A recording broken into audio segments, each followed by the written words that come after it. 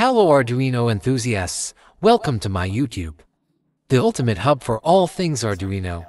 I'm Prof. Bainey, and I'm super excited to embark on this electrifying journey through the world of electronics with you, whether you're a seasoned tinker or just getting started with Arduino. Why? Hello mga ka-channel. I'm Prof. Bunny and welcome sa ating online classroom tutorial. Ang today's topic, pag-usapan natin ngayon kung paano pa gamitin yung Arduino without the use of codes, no? So, direct lang, gagamitin natin siya, mag-create tayo ng mga running lights without code muna, no? Pero siyempre, bago lahat, nais ko muna magpapasalamat sa lahat ng mga viewers, yung mga nag-subscribe, na mga nag-likes and share, no? Malaking tulong yan sa ating YouTube channel at sa magiging success nito, no? Alam niyo naman, naka-ano na tayo, ang YouTube channel was created during the time of pandemic. Okay? So, shoutout ko lahat ng estudyante ng Systems Plus Computer College at maraming salamat. Okay? So, let's get started. Okay, so this time dito sa ating Windows, makikita natin meron tayong Arduino Uno and we have the mini breadboard, no? Ibig sabihin maliit lang siya. So ngayon mag-create tayo ng circuit and paano ba siya kung kontrolin ng push button switch. Okay, so ang gagawin natin, magda-drag tayo ng isang LED. Okay, so gagawin natin siyang dalawa. Okay, dito sa LED, pwede natin siyang palitan, no? Ano pa, ito color red, gawin natin siyang green para iba yung ano natin. Ano. Ngayon, dito sa kabila, maglagay tayo ng halimbawa push button. Ito siya.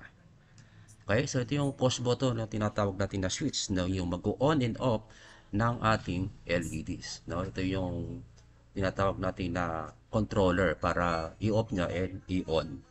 Okay? So, ngayon, dito sa mga LEDs natin, or dito sa breadboard, magsiset muna tayo ng tinatawag natin na mga supply. So, it is positive. So, kukulik natin yon. Kung makita natin sa breadboard, pero hindi siya positive. Okay. So, para color-coded, dito naman tayo sa black. Okay. So, ganyan. Gawin mo natin siya ng red. And next, ito naman yung black. Okay. So, connect natin siya sa negative. Okay.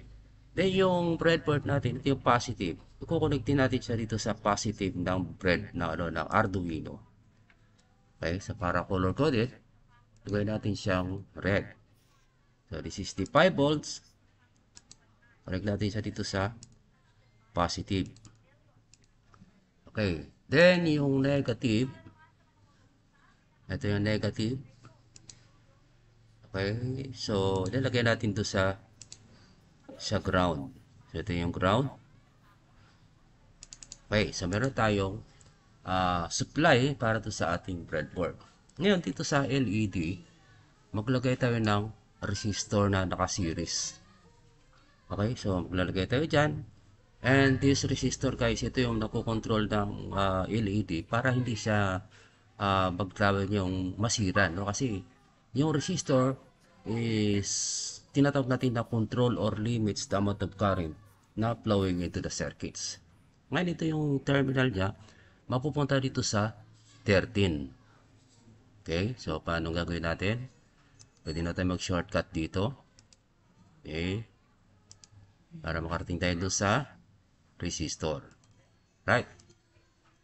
Okay, then yung ang tinatawag nating cathode ng resistor, connected yan to sa negative. So, ito yung negative, pwede rito, and pwede sa taas. Okay, so halimbawa, dito tayo ngayon sa kabila, and this is also the negative. Right.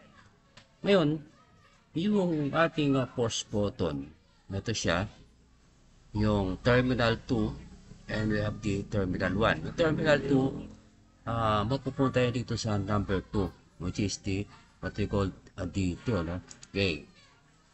Punta tayo doon. Okay. And kailangan maayos din yung ating wiring. Click natin siya dyan. Right. Ngayon, maglalagay ulit tayo ng resistor na naka-series doon. So, connected na siya sa negative. So, this is the negative. Ito yung resistor. Hindi natin kailangan siya ng lagyan ng wiring. Then, yung terminal 1B, mapupunta siya sa positive. Okay. So, let's try. So, start simulation. Click natin siya. So, numero siyang ilaw, di ba? Yun. Nag-on in off siya. Right. So, paano kung halimbawa alisin natin yung resistor? So, gagawin natin siya ng connection. Punta dyan. Start simulation. Pwede rin siya umilaw. Pwede na siya, no? Pero siya parang mark na pwede siyang masira. Kaya kailangan, kapag nag-test tayo ng mga resistor, meron siyang tinatawag nating value, no? So, halimbawa, ito is 1K. O halimbawa, bababawaan natin ang halimbawa 330 ohms. Yung isang 230 ohms. Again, start.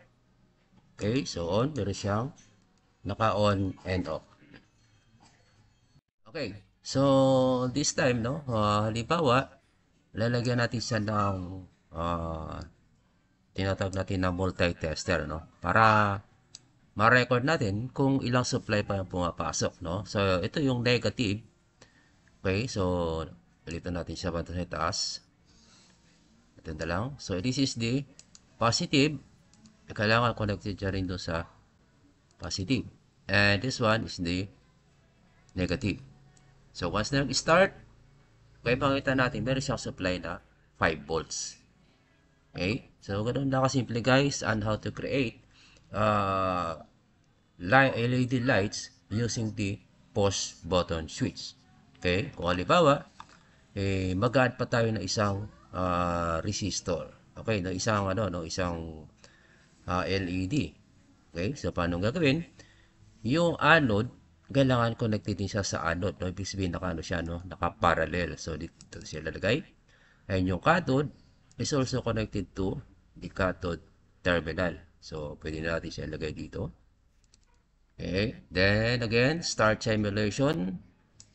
Right? So, kung makita natin siya, umiilaw sa diba. Okay? Yan. Ganun na kasimple kung paano tayo mag-create ng LED na kinokontrol ng push button. Okay, so that's all guys, and thank you for watching. See you on my next tutorial. Okay, so bye-bye.